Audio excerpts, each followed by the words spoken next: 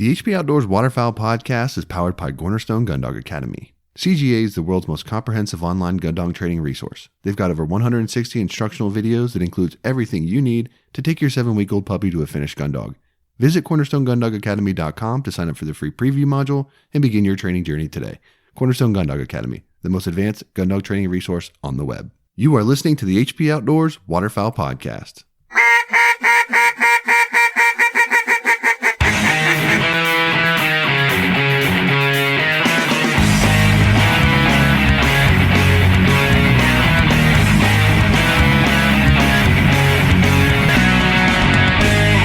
Since 1898, Old Town has been building the most advanced, quality watercraft products to give you the very best experience on the water. Whether you're hunting, fishing, or enjoying a relaxing paddle on the lake, there's a boat for every type of adventurer. If you haven't seen it, check out their newest offering, the new grab-and-go watercraft designed to function as your boat, blind, and retriever. The easy-to-conceal, 11-foot 9-inch, 56-pound Solo Sportsman is the ideal craft for those in search of stable, lightweight craft that's easy to paddle and even easier to transport or stash. Designed with the hunter and angler in mind, the Solo Sportsman is equipped with thoughtful shell, tackle, and tool storage, a comfortable and adjustable seat and foot braces, an accessory track, and rod holders. Check it out at oldtowncanoe.com/sportsman. Out in the field, how you've prepared determines how you'll perform. With balanced fat and protein to support peak condition, Eukanuba Premium Performance Dog Food enhances strength, energy, and endurance. So when the pavement ends and the truck doors swing open, you and your dogs are ready for anything. Strong, focused, ready for anything? That's a Eukanuba dog. Gunner kennels are engineered for your dog, designed for travel, and built for your peace of mind. The G1 kennel has set a new industry standard and put Gunner in a category all its own. They were started to protect your pet, and it continues to be at the center of everything that they do. Gunner is dedicated to building the best and safest pet travel crate on the market because man's best friend deserves man's best kennel. Check out their G1 series of kennels and accessories at gunner.com. Lucky Duck, about the only creature they can't deceive is you. Lucky Duck is more than a brand, it's a lifestyle built around the subtle art of critter deception. So while you're focused on the business end of your shotgun or rifle, know that they're completely focused on what matters most, you. So whether you're in a duck blind, dove field, on a predator stand, or chasing turkeys, they're confident that their products will help you succeed. Check out their full lineup at luckyduck.com and keep up with their latest news by following them on Facebook, Instagram, and Twitter. All right. Welcome to episode 175 of the HP Outdoors Waterfowl podcast. We're your on-demand audio source for all things waterfowl and waterfowl hunting. You can check us out over at hpoutdoors.com, on all of our social media platforms, Facebook, Instagram, Twitter, and any podcast directories where quality podcast content can be found. Joining me tonight, as he always does, Dan Harushka. What's up, buddy? Dude, I'm feeling like I should have taken more teaching classes in college, since that's what I'm doing now. I don't know how much you're doing on your end, but my, there are a lot of assignments. Yeah, and especially with two girls in different classes, which I think coming up, we'll probably put them in the same class because the amount of homework for kindergartners is kind of crazy. So moving forward, we'll keep them together, and then all the Zoom calls on top of that. Even Dawson in preschool, they have one, and then the girls each have one for their class. So it's packed, man. It's tough to do, to get stuff done when you're not doing anything. Definitely some homeschooling going on for sure, and it's a struggle. But it's a weird time, and it's a challenge, but we're getting through it best we can. We don't have 3, obviously, but we're doing the best we can. And this week on the show, we're doing something for the first time, something new. And we are broadcasting live in the listeners group. So if you're on Facebook and you're in our listeners group, you'd be able to see this. And we're going to be doing a more interactive style show now. So basically how this works is we can broadcast into the group, and you can post a comment or a question or chime in on the discussion that we're having. And we can post that comment onto our screen so that the viewers of this show can see that as well. We're going to be posting this to YouTube when we're done with these. So trying to do a little something different, keep it a little more fresh, kind of moving forward. And ultimately just try to engage more with the listeners of our show. So instead of having after the fact conversations about things we talk about on the show. We're going to do it right here with everybody and let everybody experience that. So if you're in the group right now and you're watching this broadcast, if you put a comment into the box, we will be able to see that and be able to share that with everyone that's listening and viewing the show this week. So feel free to chime in as we go through our discussion this week and get involved in the conversation. So I think kind of where we got a couple things that we might hit on this episode, but I think the first thing that we had talked about initially was, during this pandemic, quarantine, all this stuff, we're talking about what's essential and what's not essential. So when you put that into a waterfowl perspective, we take a lot of stuff with us to the field, to the blind all the time. And, all of it's not essential. There's no question. So I think we're trying to talk about what's essential, what's not, and how maybe you could slim down your kit a little bit this year, where if you're doing a backpack hunt or you're hiking in or something like that, or you just want to try to slim down a little bit, what could you potentially leave out, and what are the essential items that you definitely want to take with you? And I think that changes a little bit depending on the situation and the circumstance, but there's a couple different things we could talk about there. So, I don't know, Dan, what do you think? I like that idea, and I think that a lot of people have got tuned into what they need and what they want in the field, and I think a lot of it comes down to different temperatures for me when it comes to that. I think another thing that we wanted to talk about too tonight was something that we had in the group, and just something that I've been doing a lot. So my wife is still essential, and I'm essentially unessential. So not working, and having the kids at home. So when she gets home, I drive around all the lakes, all the ponds that I can see from the road, and just been checking out these birds and seeing who's together, who's not, trying to figure out, I don't know, I guess just trying to learn. And I guess we could go into either one. Which one do you want to start with? I want to start with the essential first, because we talked about that, or you posted that second topic in the group today already. So people have chimed in on that some already, but I do want to talk about what's essential and what's not. And I want to actually show everybody what it looks like when you post in our group and you make a comment or add a question or something.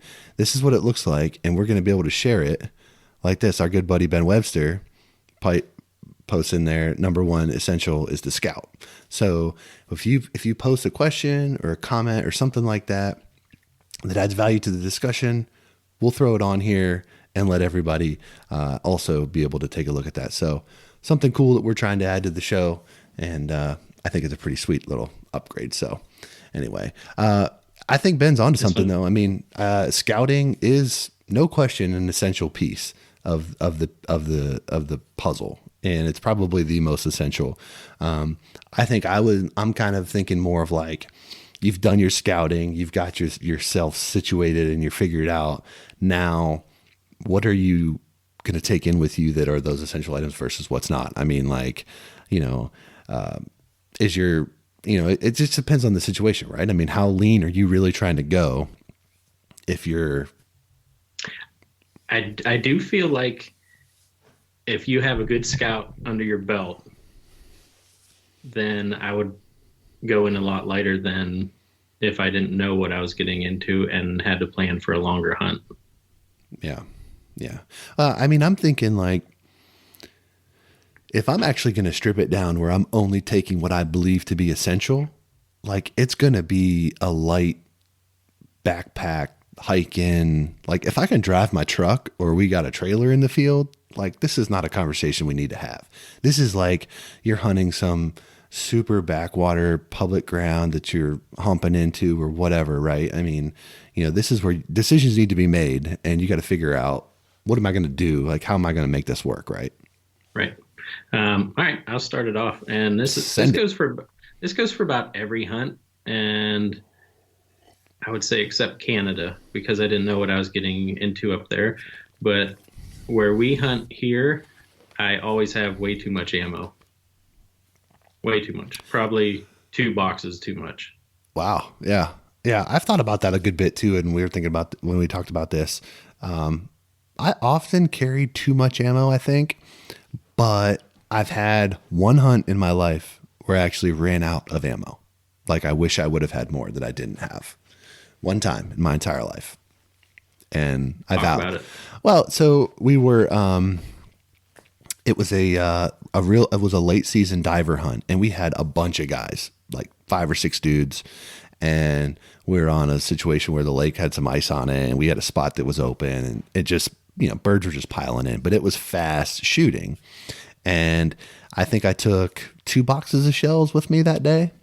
And I don't know what everyone else had, but we definitely were, just it was hot and heavy. It's like showing, sharing shells, just grab what you can get, whatever. And I definitely shot through 2 boxes, either whether it was all myself or with other people. But I used everything that I had, so I had to like, bum off others and stuff like that. When you're talking 6 guys, everybody shot their 6. So, there's a lot of missing and all that stuff going on too. Cause it's just whatever. But, yeah, so ammo it's essential, but I think to your point, knowing like what kind of hunt you're getting ready to get into, right? Like if you're getting into a Right. snow goose smash, like that's not something that you want to skimp on. But if you're doing back country or backwoods PA mallard / wood duck smash, you're only going to kill a handful of birds, so probably could scale it down a little bit. Yeah, depending on that. I like some the one that Dylan, why don't you bring that one onto the screen there? Just don't even acknowledge my chat. There you go. No, I liked it. It's very true. Dylan Faulkner, a first aid kit is essential, at least some gauze and bandages in case things get dicey. I like that one. Definitely agree with that. Always have something in there of the sort, and especially if you're hunting with a dog too, some kind of gauze and tape, just because you don't know what you're going to get into. Yeah, I mean, safety first, right? We always talk about that. And I think Dylan nails it. You got to have, maybe you don't have the full lineup of your first aid kit, but you definitely need to have something. And I would say something to take care of massive blood loss for you, a hunting partner, or your dog. Like those are the kind of the essential things that I would say need to be covered in that situation. Yep. And I think, always aspirin if you're hunting with older people. You never know if they're going to have some chest pain and what you're going to get into there. So I have some of that with me all the time as well. I like that.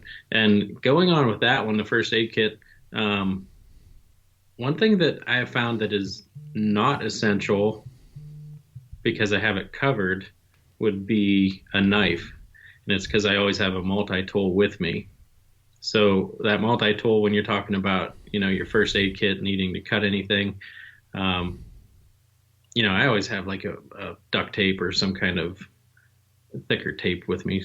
Not usually the sporting tape, but a duct tape. But the multi-tool has your scissors, has everything else that you need, any kind of screwdrivers that you might need to fix something with. So that kind of, the knife, it might be in my pocket, but I've taken that out of my blind bag for the most part.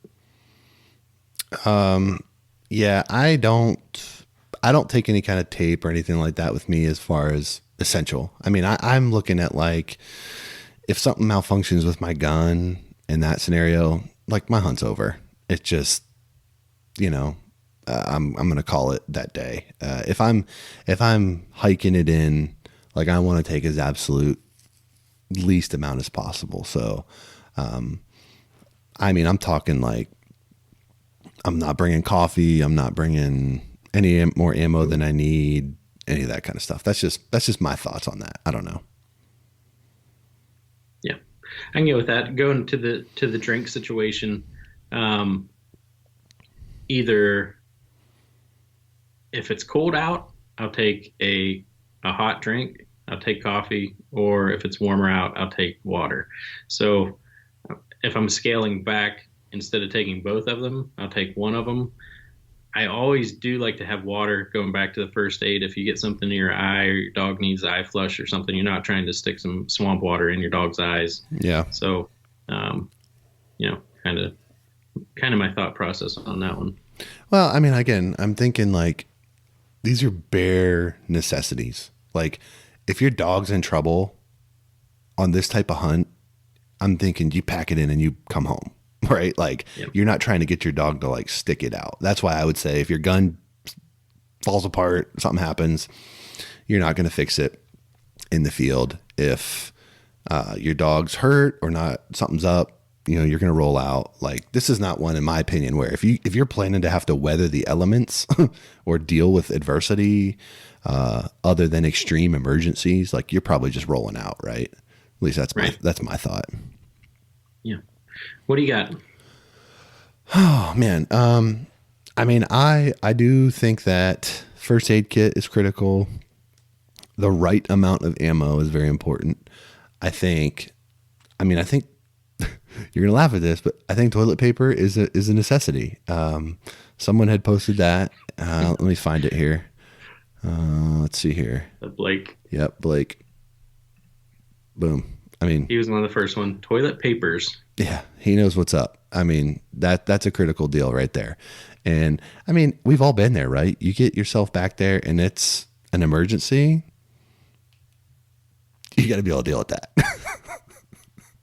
Do you know what was nice when kids were in diapers was always having wet wipes in the truck, because I'd just grab a pack of those and be good to go, and I didn't have to think about any kind of TP. But that's that has kind of changed, and I know I have them during the summer months, because when we go get ice cream, something like that, I always have wet wipes just to wipe the kids down because they're a complete mess.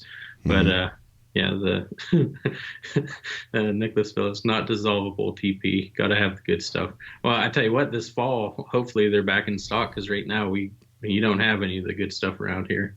Yeah. Right now it's kind of hard to come by anything. So you take what you get, but I'm with you on the wet wipes. I mean, having a toddler, we got wipes all over the place. So I keep a pack in my truck all the time. Definitely important. I don't know. Like I like toilet paper because it obviously it serves an important role, but it's low weight, it's low impact, right? Like it's nothing to throw some of that in there.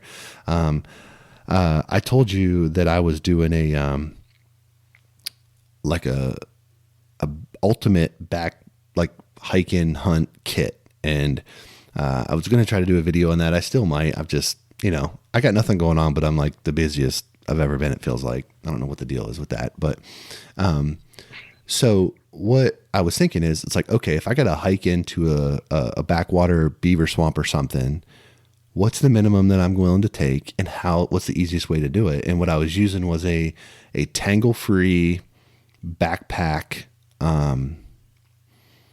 goose bag, and then loading the decoys into that. So I had like 12 or 13 decoys loaded into it. Plus, in one pocket, I had like a Lucky HD spinner, a jerk rig, and then in the pockets on the top, I had like my calls, first aid kit, knife, ammo, all that, like in one bag that I could just throw on my shoulder, kind of like a, whatever. And then your gun would be slung on you, right? And then that would be it. So that's what kind of got me thinking, like, well, what can I live with and what can I live without? Or what can't, what do I have to have in this deal?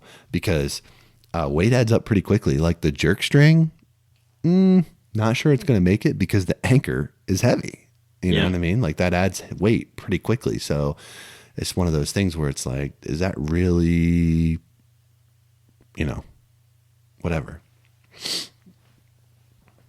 Pro tip for you: if you can tie the bungee part if you are taking in a spinner, tie the bungee part on the bottom of the spinner before you sink that into the mud, and then you have your anchor already out there. Say that again. The bungee part of the jerk string. Mm-hmm. So the very end of it, instead of putting that onto an anchor, put that on the bottom of your spinner pole, and then sink it into the mud. Yeah, that's a good idea. You got your anchor don't have to carry that in. Yeah, that would work. I've Yeah. done that once or twice. Yeah. No, I didn't even thought about that. That's a pro tip. And you need to stop reading the comments because you got this weird look on your face the whole Well, time. I'm laughing. People think I should have my high school jerseys hanging behind me, and other people say I look like I'm in a fish tank. So everyone knows I have internet issues, and this is what you get from that. Yeah, So, I mean, hey, we're trying to be cool. yeah, we're trying to be forward leaning, That's and what it is. Dan pretty much lives off grid, so it just is what it is. But Drinking coffee at 11 o'clock. yeah, I do the same typically, but I've transitioned from coffee already. So in this kit that you have going in the backwoods, what kind of snacks are you taking? None, no snacks. I mean, you could throw a granola bar in or something, but like, I'm snacking up before I get out of the truck for the most part. I mean, I don't see this type of hunt being one where you expect to be out there all morning long. Like, I think Right. this is one where you get in there and the action's getting pretty early and then you're out, right? So like that's just what I had in mind at my of planning that. So I was like, coffee, snacks, stuff like that. You're dealing with that at the truck. Okay, so something that could be essential but might get in the way. Do you have, and this is for, um, I guess, people that wear gloves while they're actually hunting, but do you have your like Delta D gloves for setting decoys? Do you have a pair of waterproof gloves and then a pair of gloves, maybe your gunners or something like that? Yeah, yeah. I mean, your clothing that you need, and that's the thing too. Like this kit that I was putting together is a goose decoy bag, and so it's got big deep pockets that hold a lot of equipment. So like you could fit like a layer of jacket in there, hats, gloves, like whatever you need. Like you can fit it all in there. I'm choosing to make slick cuts more so on weight, essentially. Like that's the biggest driver for me. No, I like all that, and especially lightweight, like this jacket I'm wearing. Put that under any kind of Gore-Tex outer shell, and you're good to go. Or waterproof shell. It'll get Yeah, you through just about anything. I mean, so there's some comments going on in here that I think bring up an interesting point. What about like your waders? Are you hiking in with those on? Like I don't do this kind of hunting that much. I know you guys do a little bit more, but like, are you gonna hike in with your waders on? Are you gonna pack them in and bring like a change of boots or something? Like, how do you stay comfortable the whole time? So when I used to wear neoprene, I would carry those, and usually the longer walk-ins, we would be taking a canoe in some of the spots that we had. So we're pushing or pulling a canoe. I would throw those waders in the canoe and pull along with them, and just have some short boots on. But now with the Sims that I wear, breathables, I'll hike in those all day. Yeah. Not too worried about it. Yeah. I'm kind of the same way with that. I just, waders have come so far in comfort and ability to, you know, layer properly underneath and vent heat appropriately and stuff. Like Dan, I swear, is probably he's got to be the worst poker player I've ever seen because he cannot read a comment without smiling. I'm just gonna keep my face behind the mic here.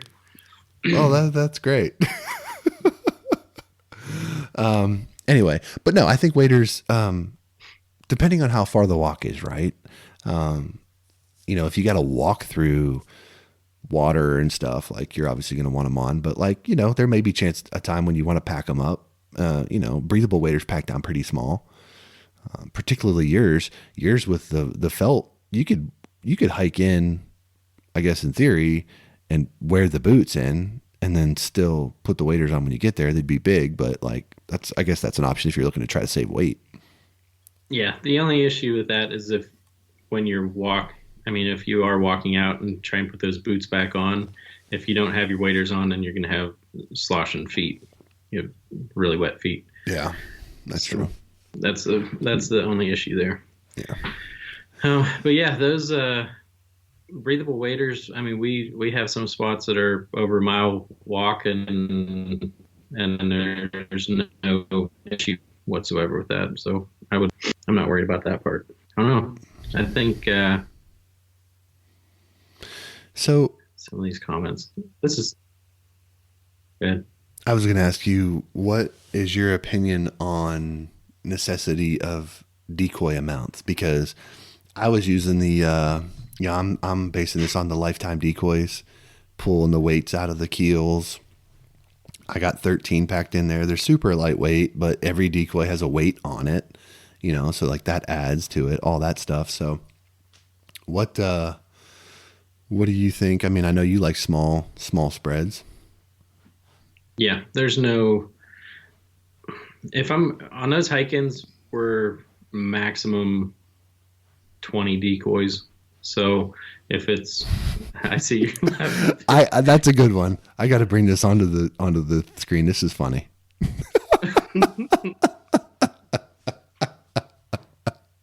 Very, very nice. That's hilarious. That one got me laughing. For people that can't see it, it says Dan's smile takes up 5 of his 20 pixels. And also Manini in here with Robo Dan, because every time I move, everything's delayed. So, Well, not only that, is you were talking for a while and it was like, yeah, just we'll get it. standard stuff for the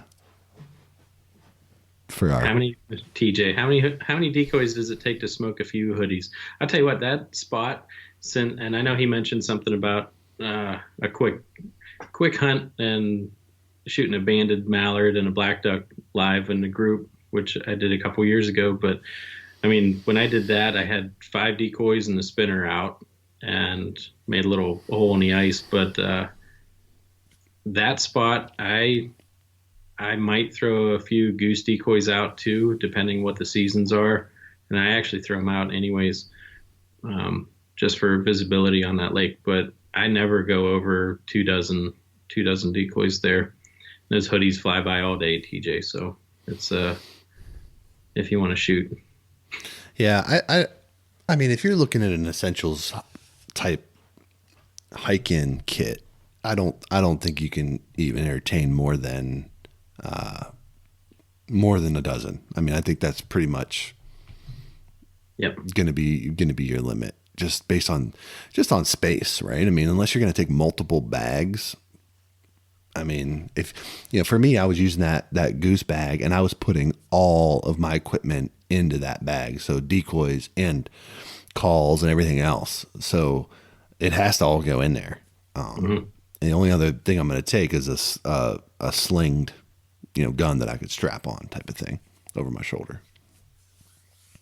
So yeah, I think so in our walk-in spots, and it's not, if you're going to a lake and walking that far, like we're taking a boat or a canoe or something that you can load up. So the spots that we walk in, like the holes that you can hunt are not that big. So same thing with a sled, Blake just mentioned that. But if you have a sled, you can put a lot more stuff in that, but you're going to get sweated up probably pulling that too. So yeah, I mean, I would say to that comment, if you need a sled, it's not a minimal hunt, right? I mean, it's right. You're trying to probably take more than would be the bare minimum to get it done, potentially, I guess.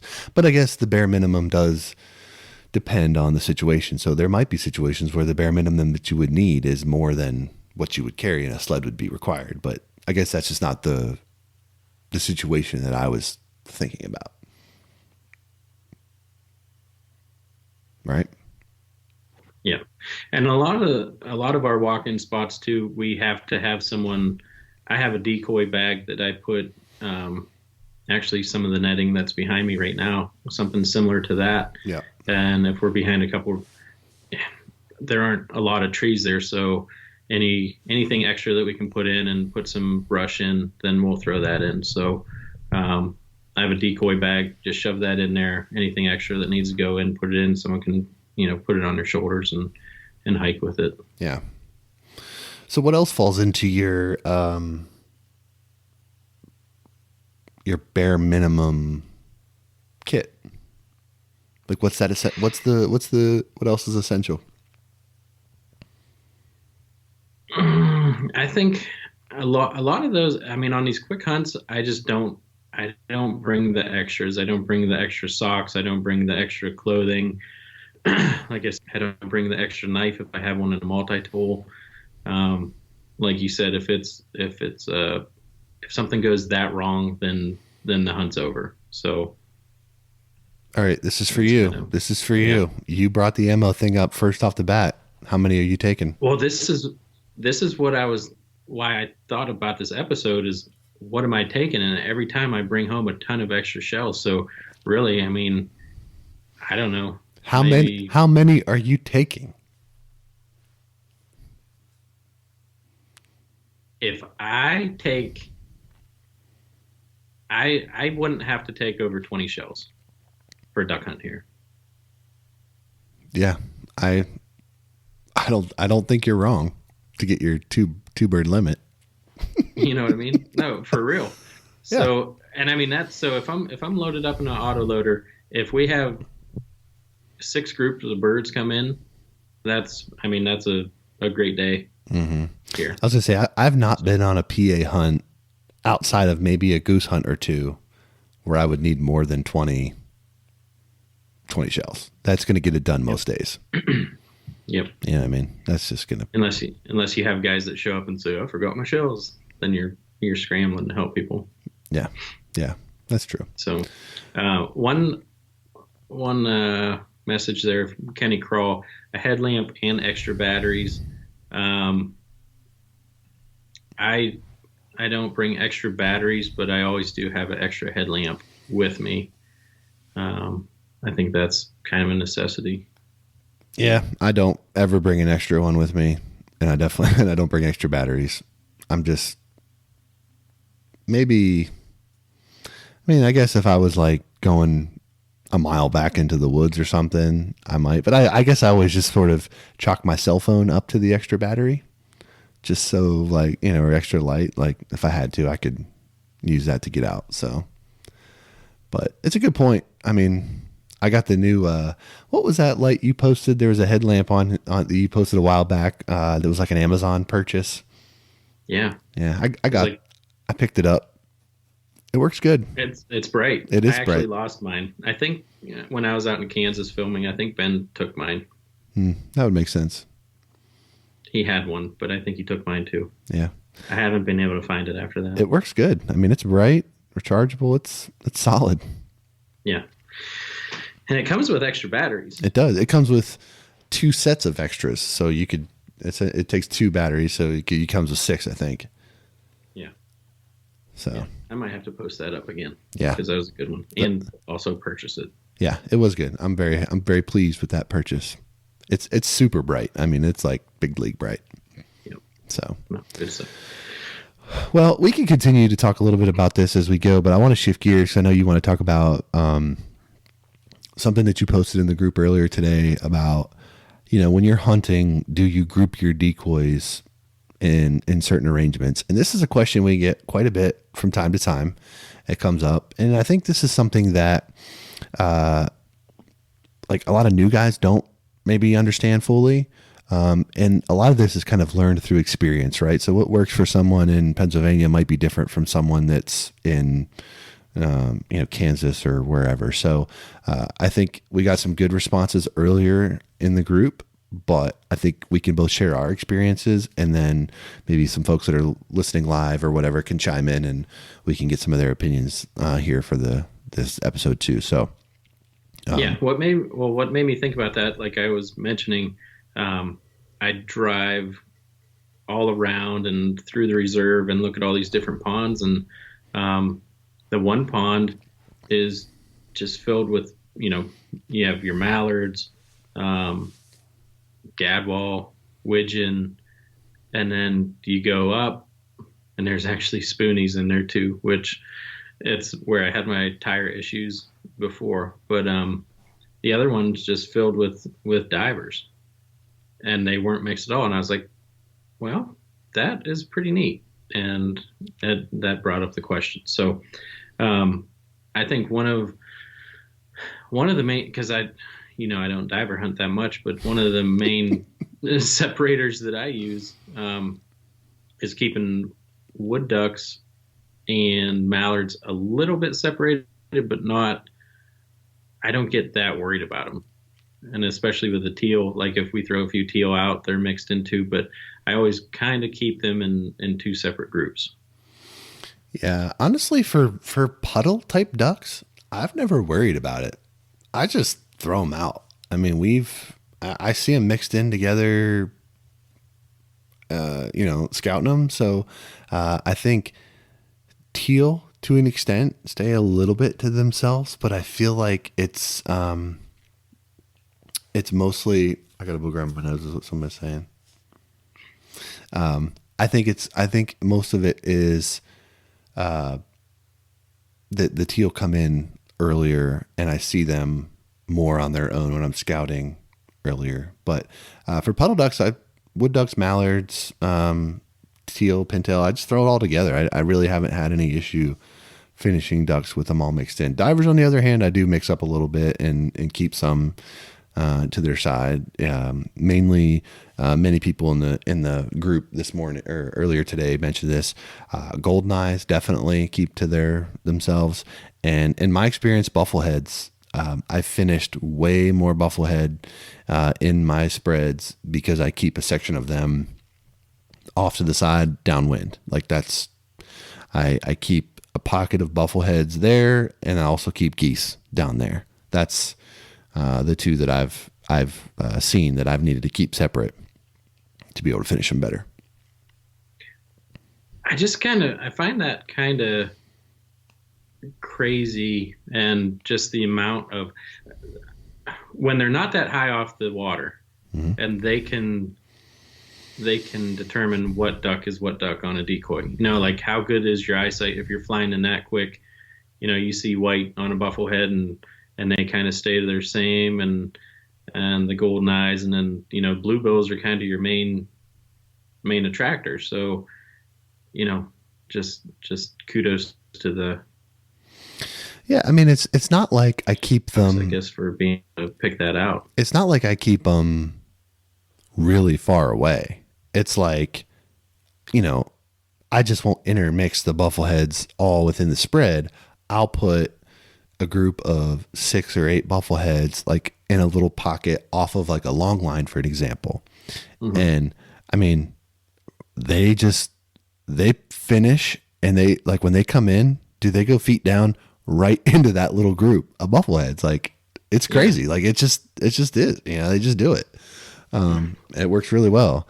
And then, I mentioned this, but I keep my geese downwind of the line, because in my experience, geese do not like to finish over top of the ducks. So I always run my lines up a little further, put the geese downwind of an area, where they're killable. Because in my experience, they don't typically finish over top of the ducks, and they will short land that into that area. So it's worked well for me. I'll tell you what, the one thing that was surprising to me there were multiple comments about people keeping pintails separated from other puddle ducks. And I think it was Chad Duckworth said that their kill rate went up exponentially when they separated the pintails out. Yeah, I mean, I have never hunted pintails enough or targeted them specifically enough to say one way or the other if that's true or not. I just don't know. I've killed a few pintails here, there, around here, but it's small flocks and all that. But I'll tell you, when we hunt with like Ben out in Kansas and stuff, or when we were hunting with them up in Canada, and we shot pintails over a mixed spread of decoys without pintails separated off to the south. But who knows? I mean, the area that they hunt in, maybe that's a thing. I don't know. I don't think we had any pintail decoys out in any of those. Mm-mm. Did we? No, I don't think so.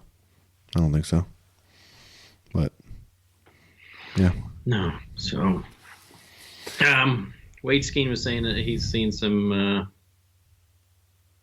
blue winged teal fully plumed, and that was one thing that I saw up here, and definitely a beautiful bird when it when it's fully plumed out. You don't see those very much. So definitely, I love driving around in the spring and just seeing the birds look and how they are supposed to look. So, the wood ducks. I got that beaver pond right down from my house, and wood ducks, and it's actually full of hooded mergansers. Like Yeah. they are all over the place. And Dude, then there's a bunch of nesting geese in there too.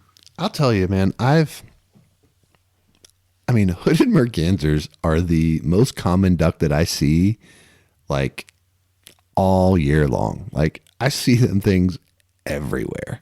Like it's just what I see around here, you know? It's like it's weird. But yeah, I'd like it to be more mallards and wood ducks, but hooded mergansers are what we seem to have an abundance of in the area. At least in areas where you would expect to see like puddle ducks. It's weird. I'd like to know more about, I guess, sea ducks because I haven't even, well, besides going up in Maine, but that's all we put out. Um, but like when you harlequin hunt, like what's the spread look like? Is it all Harley decoys? I don't know. I mean, when we went out to Maryland and we hunted sea The ducks torture there tour? for the torture tour, we hunted over just a variety of old squaw and scoter decoys on long lines, and they flew in smaller flocks, and they didn't really like decoy per se. They flew. It was like pass shooting essentially. Yeah. And they did seem to be grouped up in their own species. I didn't see any mixed flocks of, like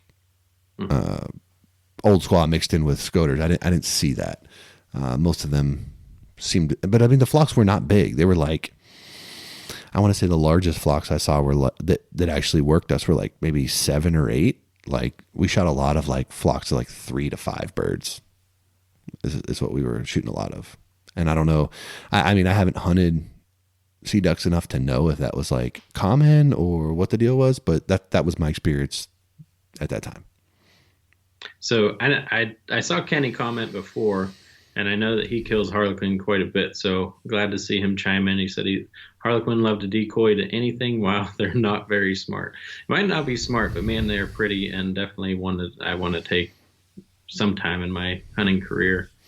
Yeah, it definitely would be a cool hunt. Definitely bucket list. And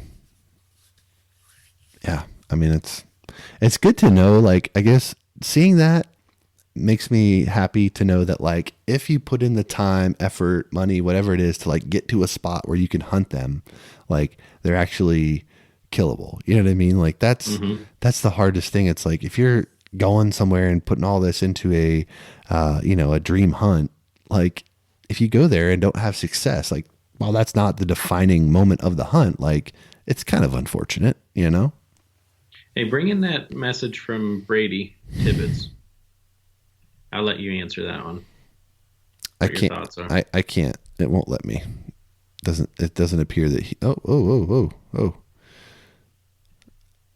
I don't know. It appears that Brady has some kind of like thing going on here, so I can't bring that in. But Okay. It says, I see a ton of birds in the spring I never see during season. Do birds take a different route back north, or do they just pass over during winter migration to where you never see them? yeah, and he made a post again where it's a little better. He's Indiana, is where he's coming from. So Okay. You so want to have it that one?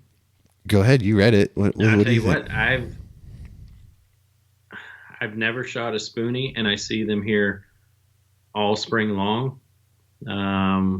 Shot a couple blue wing, but not, we don't have an early season for them, so not checking them out too much. But I think a lot of them pass through, just different times during winter migration. Because there are some that, I know people that do kill spoonies here. but just the amount of gadwall that I see in the springtime is not even close to what I see in the fall. So I assume that it's just, north winds just push them right through. Yeah, that's kind of where I lean on it too. Like I wonder if they, because of the migration coming from the north, are just in different. Like they're in shape. Like they're ready to make that migration. Like do they just stop less frequent? Do they hit like certain areas? Like and maybe they just stop different areas on the way back because there's less pressure, right? I mean, they're not being forced into these, not being bumped or shot at. I mean, they don't have to search out like a refuge area or get shot. You know what I mean? They've got more freedom to explore other areas and have a more, stress-free migration. So, yep. Yeah, I don't know. It's all good stuff. I like this format just to get the other opinions and people answering questions. I think this is pretty neat. Yeah, I agree. I agree. It's pretty neat. It's a good adjustment. I wish I had better internet so I didn't look like Robo Dan here, but is what it is. Yeah, your internet sucks. There's no way around it. But I think maybe I think in the future we can try to promote when we're going to be doing this a little better, so that if people want to get online and interact with us, they can do that. We just did this kind of spur of the moment thing, just sort of as a test. So hopefully the audio is good enough and everything's good to go, and we can use that for our future format. We can just roll with this maybe moving forward. We'll see. Yep. And I think it will. Another thing that'll be cool doing it this way is that we can, when we have guests on, we can bring them with us, and people can have direct conversations and questions with people, like the Bartons of the world, and guys that we have on, John Devney, that have just like tons of information that we can talk to. Awesome opportunity to get questions answered for people that are watching at home. So. Yes, sir. You got anything else you want to hit before we wrap this episode up? I don't think so, man. It was good. Definitely makes me think about my blind bag and what I want to put in and take out. And, as with all the crap going on in the world, and I just like talking about stuff I enjoy. So good chat. Yeah. Also, I want to bring up the fact that, do you see that right there is the same as your diver spread? One mounted canvas back. It's essentially the same as yours. Actually, in the Bufflehead, it does actually create the same as yours. I don't even know what to say. I have a decent diver spread now, so it is what it is. Truth hurts. I'm up to, I got like 6 or 7 dozen probably. Mm-hmm. I'm Just because you have them doesn't mean that they've ever been hunted. They've been hunted. Yeah, I don't believe that. All right. You got anything else before we wrap this up? No, I think we're good to go. I just want to say thanks for everyone coming on here and chatting, and hi to everyone that said hi. And we're trying not to say that just for everyone that's listening through iTunes and stuff like that. So I enjoyed it. And if you want to join the group, and we'll keep doing this. Yeah.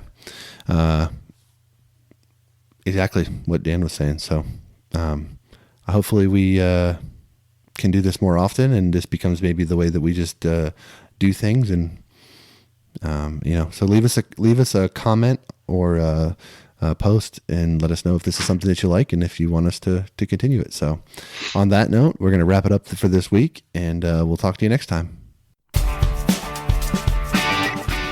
That's going to do it for this episode of the HP Outdoors Waterfowl Podcast. If you're new to the show, head over to iTunes, check out some of our past episodes, and while you're there, leave us a 5-star rating and review. It's the best way for like-minded hunters just like you to find our show.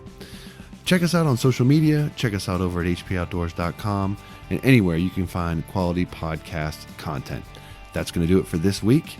Till next time, for Dan, I'm Josh. Take care.